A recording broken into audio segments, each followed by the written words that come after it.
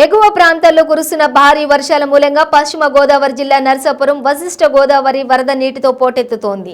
పంట నిలిచిపోవడంతో ప్రయాణికులు తీవ్ర ఇబ్బందులకు గురవుతున్నారు. పట్టణంలోని 2వ వార్డు 29వ వార్డులలో వరద నీరు చేరడంతో మున్సిపల్ అధికారులు కన్జర్వెన్సీ అధికారులు తగిన జాగ్రత్తలు తీసుకుంటూ ఉన్నారు. కొండపల్లి వద్ద ఏటుగట్టుపై Narsapuram municipal commissioner K Venkateswararao దగ్గరుండి 2వ వార్డులో చేరిన వరద నీటిని మోటార్ల సహాయంతో తోడిస్తున్నారు.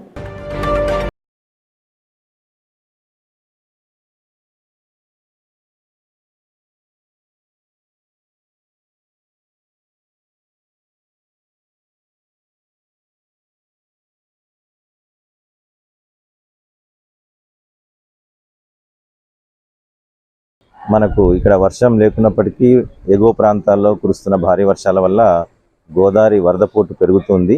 ఈ నేపథ్యంలో ఎక్కడైతే మనకు ఈ కన్జర్వేటివ్ డిపార్ట్మెంట్ వాళ్ళు ఈ ముందస్తుగా ఇక్కడ ఇసుక బస్తాలు వేయకపోవడం వల్ల గోదావరి వాటర్ కాస్త ఈ 2వ వార్డు తర్వాత 29వ వార్డులకి వరద నీరు వచ్చింది. వెంటనే మేము అన్ని చోట్ల ప్రతి చోట కూడా మోటార్లు ఏర్పాటు చేశాము.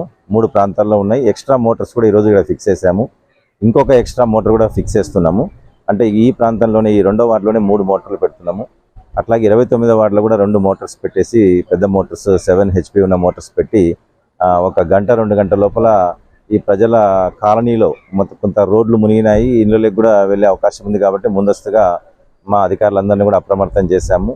కన్జర్వేటివ్ వాళ్ళతో కూడా కోఆర్డినేట్ చేసుకుంటూ సబ్ కలెక్టర్ గారితో కోఆర్డినేట్ చేసుకుంటూ ఈ 2-3 గంటల లోపల ప్రజలకు ఎలాంటి ఇబ్బంది లేకుండా చర్యలు తీసుకుంటామని తెలియజేస్తున్నాం.